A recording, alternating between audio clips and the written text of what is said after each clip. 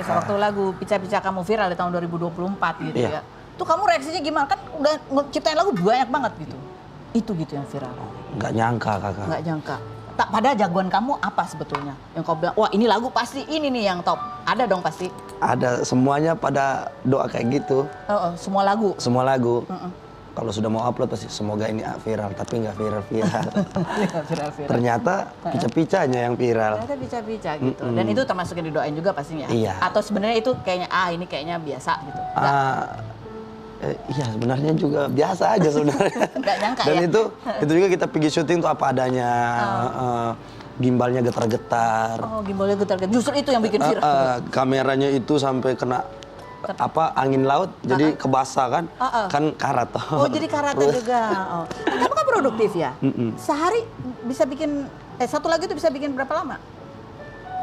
3 jam, 4 jam itu bisa 90%. 90% bersama aransemennya? Iya. Dan kamu emang punya satu teman yang khusus untuk aransemen dari dulu itu satu ada? Iya ada, yang namanya teman siapa? di Jogja, namanya Cito Deona. Cito Deona, itu dari dulu sampai sekarang, setia sama dia itu? Setia sama dia, sampai sekarang. Sampai sekarang, oke. Istri pertama bisa dibilang.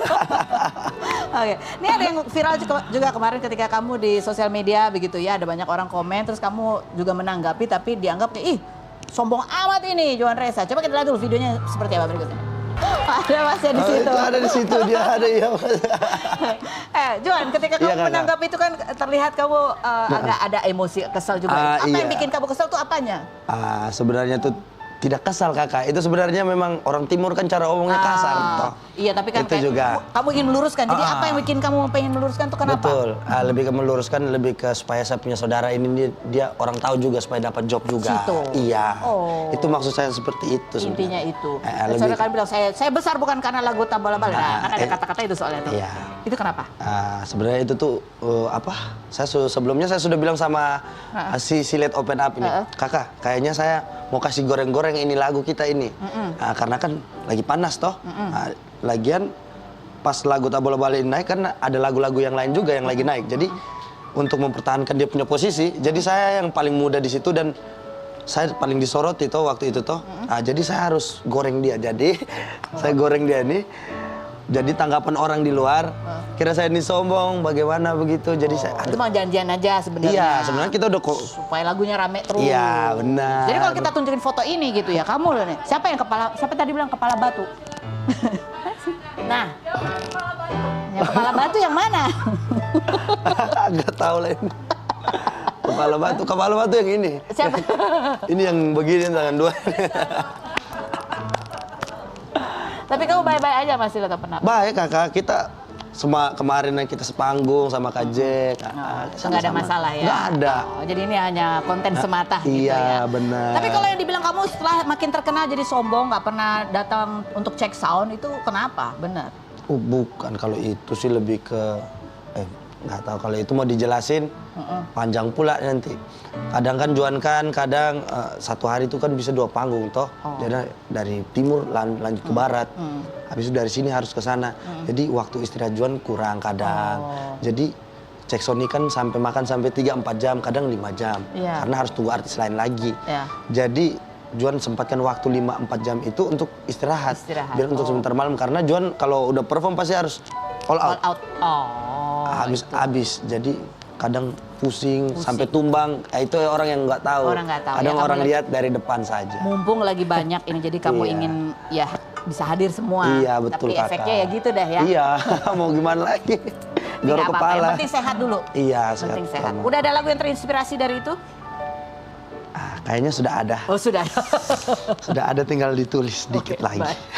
Jadi kita ngobrol lagi sama Johan Reza. Berikutnya kita akan berbincang ini dengan Septian yang dikenalnya sebagai Bang Deki, begitu ya. Ini adalah salah satu aktivis penggiat konservasi alam yang dari sejak tahun 2012 itu memiliki perhatian khusus untuk mencari dan mendeteksi bunga rafflesia dari berbagai jenisnya, dan kemarin adalah termasuk dari salah satu tim yang berhasil menemukan satu jenis rafflesia yang amat sangat jarang, Hasselti, yang bahkan dikabarkan itu sudah punah, tapi berhasil ditemukan, dan itu membuat Bang Deki ini sempat meneteskan air mata. Seperti apa ceritanya? Kita lihat dulu profilnya berikut ini.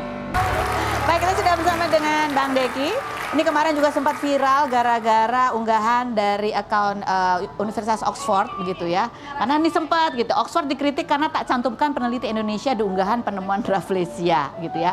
Karena dia memang sebenarnya dia bilang cuman, nih tim kita yang namanya Chris menjadi bagian dari satu tim yang berhasil menemukan bunga Rafflesia Hasselti gitu ya. Ini pada saat rame ini kamu sebenarnya Bang Deki sempat gimana gitu? Kok aku nggak disebut gitu nggak? Enggak ya? Jadi enggak sama sekali terbesit di pikiran saya bakal viral atau seperti apa Mbak. Karena kembali lagi di Chris waktu di komentar di video itu kan ada we found it. We found it ya. Berarti kita sama-sama menemukan. Nah, kebetulan pada saat itu Rafflesia itu saya udah menanti 13 tahun. 13 tahun. Bukan tanpa ada berita ya, tapi di daerah Bengkulu itu memang sudah ada pernah mekar pada tahun 2024. Cuman saya udah masuk di daerah itu 1 hari setengah. Nggak nemu dan kita dapat pusat informasi itu tidak valid. Oke. Dan kalau asal Mbak tahu daerah di Bengkulu itu kebetulan yang daerah yang di kasus Yuyun, Palak Curup, jadi daerah kriminal tinggi, kita tidak mungkin bawa tim dari Oxford University atau dari BRIN ke sana. Jadi Palak Curup, Padang Ulak Tanding. Oke, daerah kriminal tinggi. Ya. Maksudnya bisa risikonya apa tuh? Kalau nggak kemalingan, dibegal. Gitu ya? Iya. Berisiko? Iya. Jadi udah nyari itu seharian di tahun 2024 dan nggak nemu? Nggak nemu. Apakah itu yang menyebabkan ketika berhasil menemukan Rafflesia Hasselti itu dan mekar setelah menunggu 2 jam, itu nanti tangis pecah? Kita dengar cerita Islam berikut ini, jangan kemana-mana, tetap di Rumah.